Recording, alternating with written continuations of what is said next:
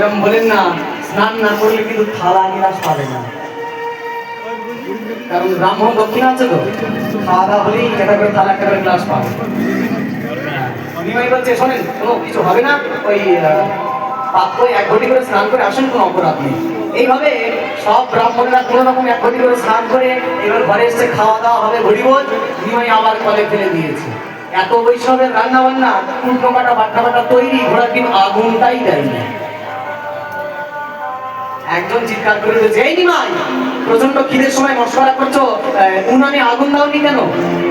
নিমাই বলছে, শুনেছি ব্রাহ্মণের মুখে আগুন জ্বলে। আগে তো জ্বলতো, আর সেই ব্রাহ্মণের খাবারে আগুন দিয়ে অসম্মান করবো, ওই জন্য দেইনি। একজন ব্রাহ্মণ উঠে বলছে, আগে জ্বলতো এখন আর জ্বলে না। নিমাই বলছে, এখনো জ্বলে।